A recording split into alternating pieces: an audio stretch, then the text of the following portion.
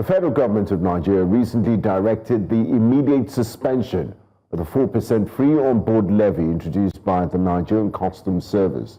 According to the Ministry of Finance, the suspension follows consultations with industry stakeholders who flagged the policy's potential impact on inflation, trade competitiveness, and business costs. Joining us this morning for this discussion is Senior Research Analyst at Mainstreet Capital, Onose Enaholo. Warm welcome to you, Mr. Enaholo. Thanks for joining us on Breakfast Central. Morning. Thanks for having me. Now, we've seen a complete 360 by the federal government of Nigeria. Was this charge ever economically sound? Was it a ticking time bomb for inflation and trade competitiveness, especially with inflation figures already at 20.12%? Well, to really understand that, I think first we need to break down the point of the FOB charge, right? The charge was supposed to replace the CISS, the 1% CISS charge and the 7% surcharge. But now the problem with the FOB charge is the way that the comprehensive, the absolute figures, when you now apply those charges, tend to be a bit different. And I think the problem really is in the implementation, right? So yes, the FOB charge would have had a significantly negative impact on inflation. Now that inflation is 20.12%, especially since our inflation is driven largely by food inflation, right? And we saw food inflation begin to decline. I mean, 21.87% in August from 22.74%, and even month on month, we saw, I think 1.65 from 3.12% month on month. So if we did have the 4% FOB charge still in place, yes, we would have had a significant increase. I think someone did the math and we may have said about, I think, 186% increase in the cost of goods coming in through customs, which would definitely have translated to the CPI. I mean, you talked about 100 and something percent. I didn't really get the figures right, but can you help us? How much would it cost if the FOB was indeed implemented? How much would it have cost for someone to bring in a car, as it were? Let's just use a car in this instance. Any car. Well, first, I think you need to understand how the charges are implemented. So for the FOB is the 4% on the total burden value of your cost, right? So what it was meant to replace, which was the CISS, was 1% on the cost of the goods, the insurance, and the freight value, right? So for example, I think Nigeria, we imported about $40 million worth of goods and services last year, according to UN and Trade and Economics data, right? So you would have paid 1% on that amount plus insurance plus freight, right? And then a 7% surcharge on the import duty, right? So now the import duty, it really depends on that on the type of goods and services. I think for automobiles, it's around between 3 to 15%. Or 5 to 35% rather, on automobiles. That's the import duty. So you now pay 7% of that. Now the problem with this new FOB charge is while technically the base amount that it will be applied on is lesser, because you only have the cost of the goods and not the cost of the goods plus insurance and freight, right? The charge itself is a lot higher, right? So you have 4% on a smaller base, right? A higher percentage on a smaller actual number. So that tends to now be, in some cases, depending on the import duty, larger than what you would have paid if you had just paid a 7% surcharge and a 1% CISS charge. Now, there are other reports that this FOB charge, it wasn't implemented properly, or it was partly the replacement was partly implemented. So there were reports that people were paying the FOB charge in addition to the CISS and the surcharge, in some cases and for some goods. Yes. So that is where the assumption for the 186% is comes from. Now, while I don't have the actual figures for automobiles, you can just kind of imagine when you now stack up all these charges on top of one another. Plus, you have your ECOWAS levy and you have your VAT, which is about 7.5%. So that just stacking them up on top of each other is what the problem really was for this particular charge.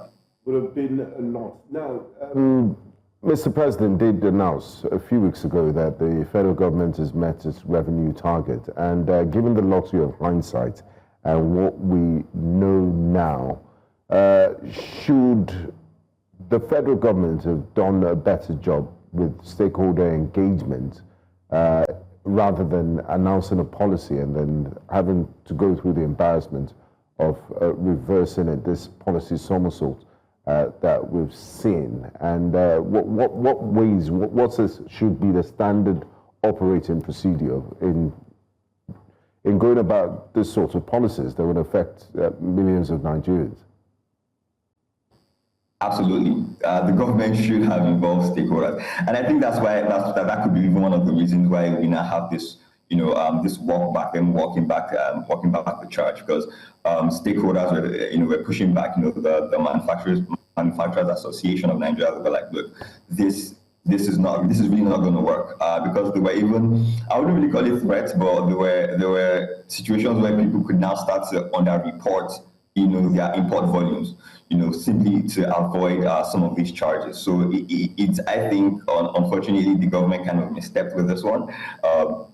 Now, I think what the government is trying to do, when you look at the fundamental, what they're trying to do, it actually makes a lot of sense. If you compare it to the new taxes, where they tried to, the tax law, that was recently passed, where they tried to, even for companies, to unify the taxes, so you don't have to pay the education fund, the police levy, the this, the that, and you just pay one charge. I think to an extent that was what they were trying to do, but the implementation really didn't make sense. And that was because they didn't now liaise with people in the industry. Because if they had liaised with people in the industry, I think they would have avoided some of the pitfalls or some of the obstacles that this FOB charge has now faced. Right? If it were a situation where they had applied just one charge, to all imports, then it would make sense. Or even if they had just aligned the base number, the base value that these charges were calculated on, that would have made a lot more sense. Because one, you have the CISS being charged on something else entirely, and then you have the surcharge being charged on something else entirely, and then you're just coming to say, oh no, we're just going to replace it with just one figure charge on something else entirely. So it's like you have different bases. Of course, you're going to have a lot of issues. I think one of the best solutions that we would have is to come up with a standard for measuring the value of imports coming in, whether it is charging or considering the cost of the goods alone, or considering it with insurance and the value of and the cost of the freight.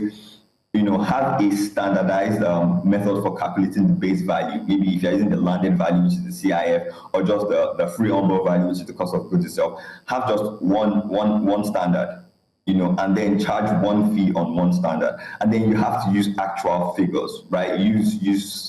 Test these standards against import figures for maybe the last 3-4 years to see if you have a situation where you're actually lowering the absolute value paid, whether it's going to be higher or just the same. I think the main problem is to have a standardized method of reporting and setting these things. And if the government can do that, then they could definitely move forward.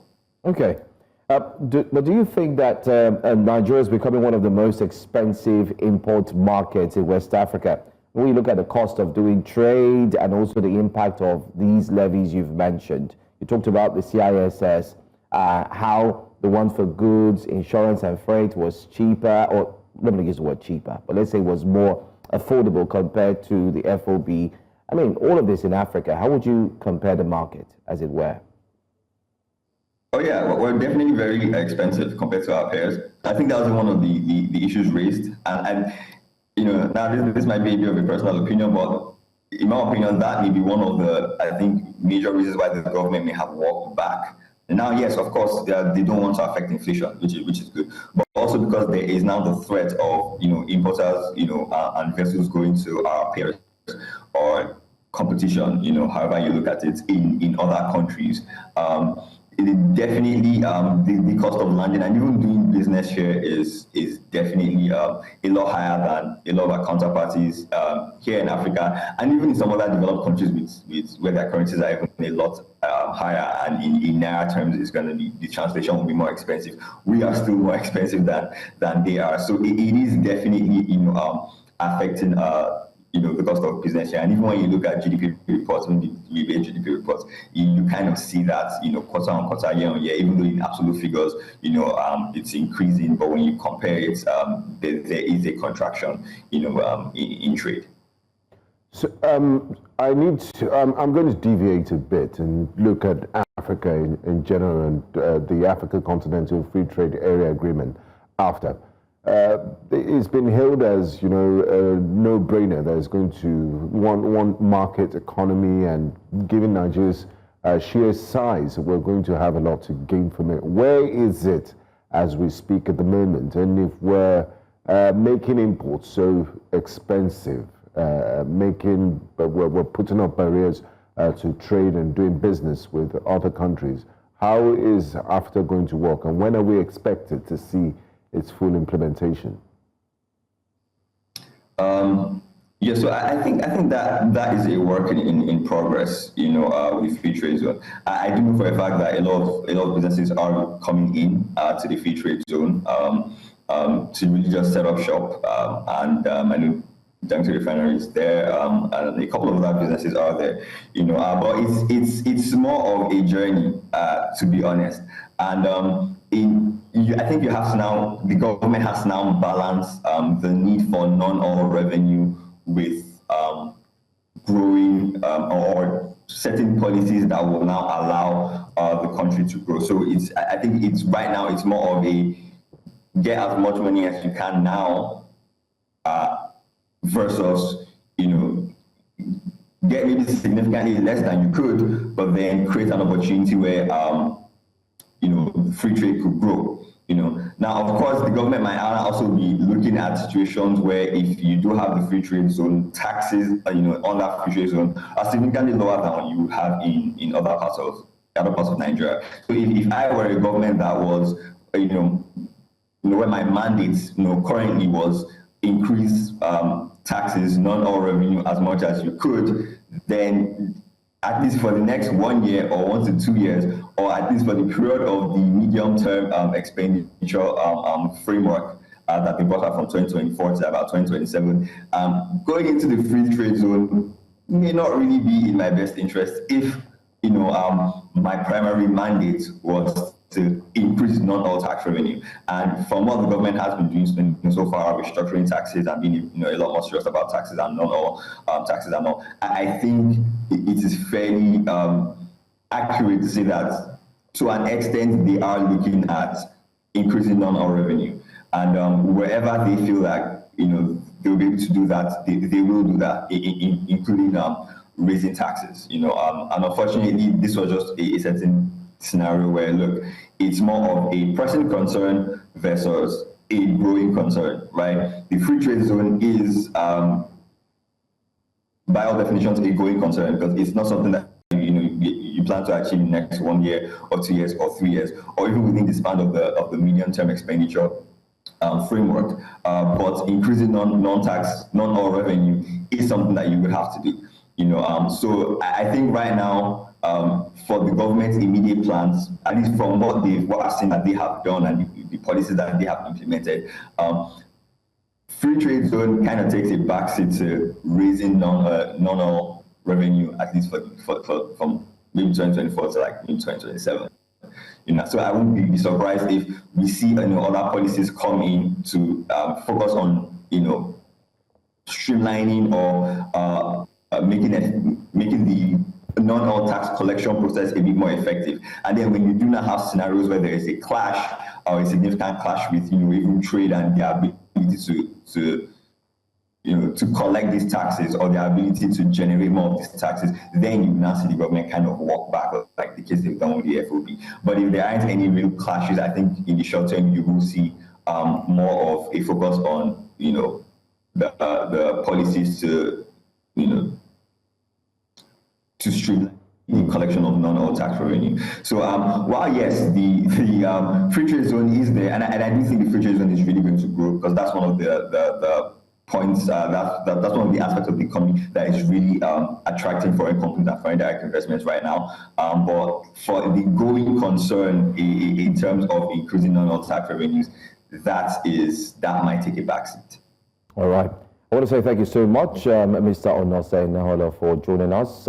He's a senior research analyst at Mainstreet Capital. Thanks for your time. Thank you.